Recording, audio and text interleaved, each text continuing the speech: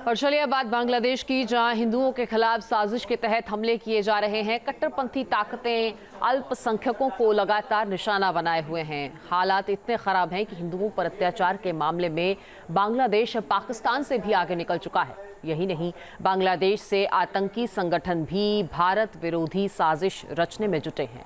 भारत विरोधी एजेंडे पर असम पुलिस ने क्या खुलासा किया है और बांग्लादेश किस तरह नर्क बनता जा रहा है, इस रिपोर्ट के जरिए आपको बताते हैं।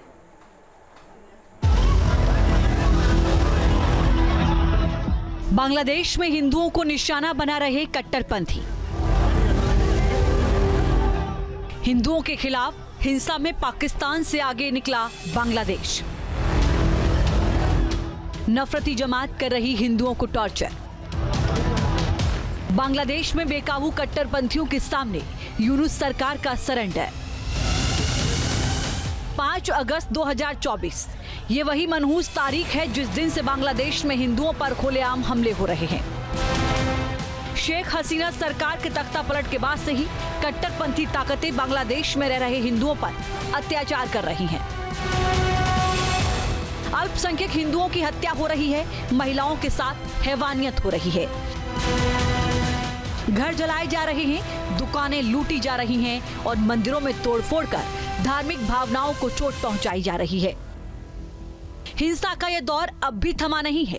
कट्टरपंथी अपने खतरनाक मंसूबों को अंजाम देने में जुटे हुए हैं। बांग्लादेश के मेमन सिंह और दिनाजपुर में बीते 2 दिनों के अंदर 3 हिंदू मंदिरों को निशाना बनाया गया है। इस दौरान उपद्रवियों ने मंदिरों में रखी 8 मूर्तियों को खंडित कर दिया। बांग्लादेश के हालात इतने खराब हो चुके हैं कि हिंदुओं पर हमले के मामले में वो पाकिस्तान से भी आगे निकल चुका है। केंद्र सरकार ने संसद में दिए लिखित जवाब में बताया है कि बांग्लादेश में इस साल 8 दिसंबर तक हिंदुओं के खिलाफ हिंसा के 2200 मामले सामने आए हैं। विदेश राज्य मंत्री कीर्तिवर्धन सिंह ने कहा कि पाकिस्तान में अक्टूबर 2024 तक हिंदुओं पर हुई हिंसा के ऐसे 112 मामले दर्ज किए गए। साल 2022 में बांग्लादेश में अल्पसंख्यकों पर हमले के 47 और पाकिस्तान में 241 मामले सामने आए थे। 2023 में यह आंकड़ा बांग्लादेश में 302 और पाकिस्तान में 103 था।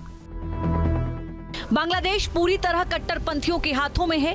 कट्टरपंथियों के इशारे पर ही वहां की हुकूमत चल रही है। उसका एक सबूत मिस्र में मोहम्मद यूनुस और पाकिस्तानी पीएम शहबाज शरीफ की मुलाकात की ये तस्वीरें भी हैं। दोनों नेता गर्मजोशी से मिले भी और आपसी रिश्ते मजबूत करने की वकालत भी की गई। सबसे अहम बात यह कि मोहम्मद यूनुस ने पाकिस्तान से 1971 के युद्ध अपराधों पर माफी की पुरानी मांग पर चुप्पी साध ली। 1970-1971 में बांग्लादेश में जब पाकिस्तान से अलग होने की लड़ाई चल रही थी तो पाक फौज ने बंगाली लोगों पर जमकर जुल्म ढाए थे।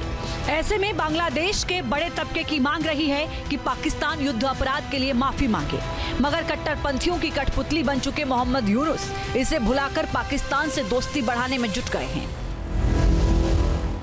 बांग्लादेश अब पाकिस्तान की राह पर ही चल रहा है। हिंदुओं के खिलाफ अत्याचार हो या भारत विरोधी षड्यंत्र, हर मुद्दे पर बांग्लादेशी कट्टरपंथी पाकिस्तान से आगे निकलने की होड़ लगा रहे हैं।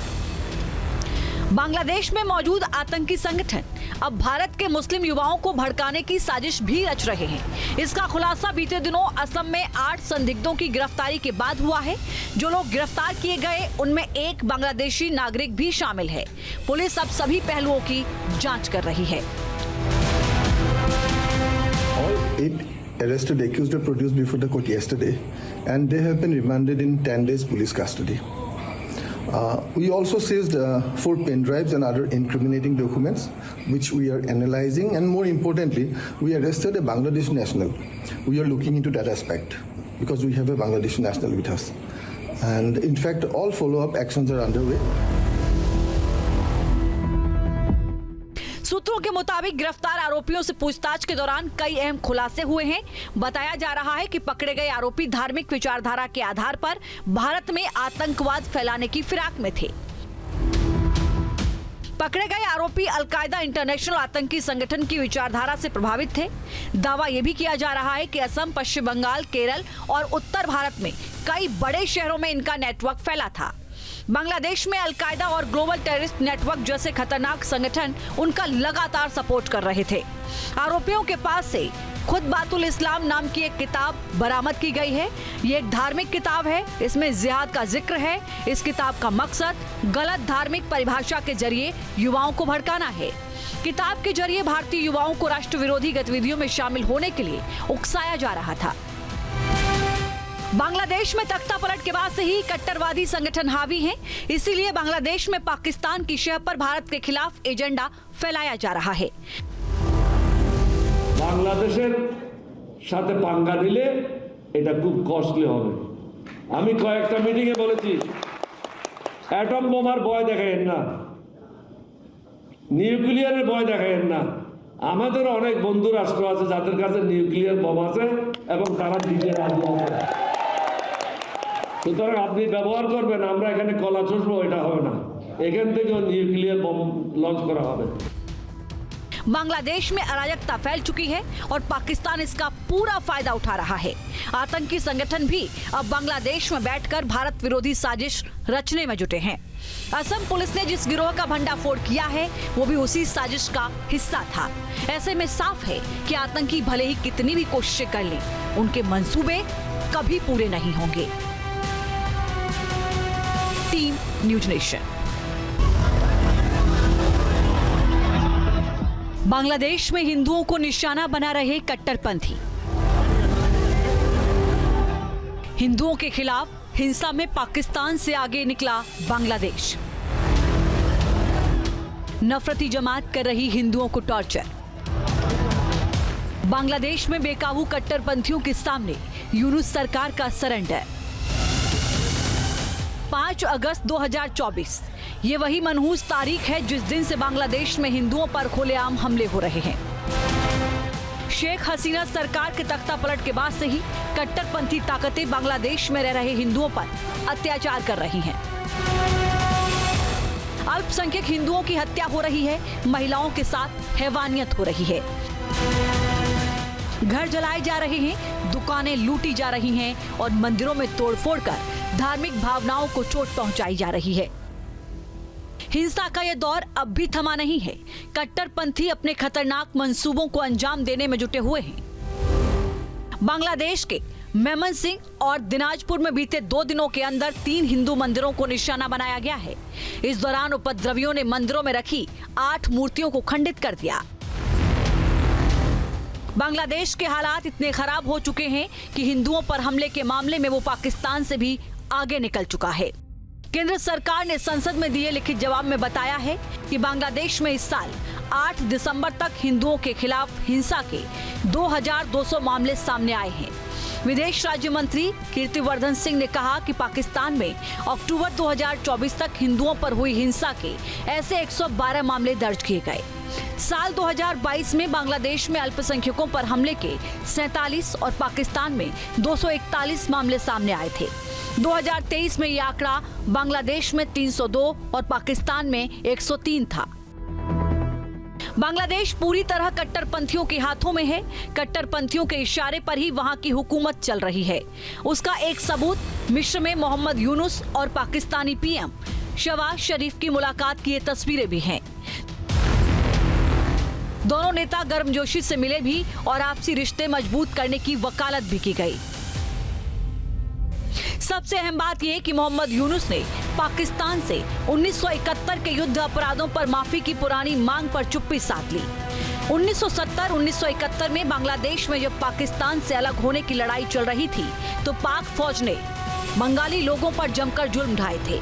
ऐसे में बांग्लादेश के बड़े तबके की मांग रही है कि पाकिस्तान युद्ध अपराध के लिए माफी मांगे, मगर कट्टरपंथियों की कठपुतली बन चुके मोहम्मद यूनुस इसे भुलाकर पाकिस्तान से दोस्ती बढ़ाने में जुट गए हैं। बांग्लादेश अब पाकिस्तान की राह पर ही चल रहा है। हिंदुओं के खिलाफ अत्याचार हो या भारत विरोधी षड्यंत्र, हर मुद्दे पर बांग्लादेशी कट्टरपंथी पाकिस्तान से आगे निकलने की होड़ लगा रहे हैं। बांग्लादेश में मौजूद आतंकी संगठन अब भारत के मुस्लिम युवाओं को भड़काने की साजिश भी रच रहे हैं। इसका खुलासा बीते दिनों असम में 8 संदिग्धों की गिरफ्तारी के बाद हुआ है। जो लोग गिरफ्तार किए गए उनमें एक बांग्लादेशी नागरिक भी शामिल है। पुलिस अब सभी पहलुओं की जांच कर रही है। 8 arrested accused were produced before the court yesterday, and they have been remanded in 10 days police custody. We also seized 4 pen drives and other incriminating documents, which we are analyzing, and more importantly, we arrested a Bangladesh national. We are looking into that aspect because we have a Bangladeshi national with us. And in fact, all follow-up actions are underway. सूत्रों के मुताबिक गिरफ्तार आरोपियों से पूछताछ के दौरान कई अहम खुलासे हुए हैं। बताया जा रहा है कि पकड़े गए आरोपी धार्मिक विचारधारा के आधार पर भारत में आतंकवाद फैलाने की फिराक में थे। पकड़े गए आरोपी अलकायदा इंटरनेशनल आतंकी संगठन की विचारधारा से प्रभावित थे। दावा यह भी किया जा रहा है कि असम, पश्चिम बंगाल, केरल और उत्तर भारत में कई बड़े शहरों में इनका नेटवर्क फैला था। बांग्लादेश में अलकायदा और ग्लोबल टेररिस्ट नेटवर्क जैसे खतरनाक संगठन उनका लगातार सपोर्ट कर रहे थे। आरोपियों के पास से खुतबातुल इस्लाम नाम की एक किताब बरामद की गई है। ये एक धार्मिक किताब है, इसमें जिहाद का जिक्र है। इस किताब का मकसद गलत धार्मिक परिभाषा के जरिए युवाओं को भड़काना है। किताब के जरिए भारतीय युवाओं को राष्ट्र विरोधी गतिविधियों में शामिल होने के लिए उकसाया जा रहा था। बांग्लादेश में तख्ता पलट के बाद से ही कट्टरवादी संगठन हावी हैं, इसीलिए बांग्लादेश में पाकिस्तान की शह पर भारत के खिलाफ एजेंडा फैलाया जा रहा है। বাংলাদেশের সাথে পাঙ্গা নিলে এটা খুব কস্টলি হবে। আমি কয়েকটা মিটিংয়ে বলেছি, অ্যাটম বোমার ভয় দেখায়েন না, নিউক্লিয়ারের ভয় দেখায়েন না। আমাদের অনেক বন্ধু রাষ্ট্র আছে যাদের কাছে নিউক্লিয়ার বোম আছে এবং তারা দিতে রাজি আছে। সুতরাং আপনি ব্যবহার করবেন, আমরা এখানে কলা চষবো, এটা হবে না। এখান থেকেও নিউক্লিয়ার বোম লঞ্চ করা হবে। बांग्लादेश में अराजकता फैल चुकी है और पाकिस्तान इसका पूरा फायदा उठा रहा है। आतंकी संगठन भी अब बांग्लादेश में बैठकर भारत विरोधी साजिश रचने में जुटे हैं। असम पुलिस ने जिस गिरोह का भंडाफोड़ किया है वो भी उसी साजिश का हिस्सा था। ऐसे में साफ है कि आतंकी भले ही कितनी भी कोशिशें कर लें, उनके मंसूबे कभी पूरे नहीं होंगे। Team news nation. News nation अब व्हाट्सएप पर खबरों के ताजा अपडेट के लिए न्यूज नेशन के इस QR कोड को स्कैन करें।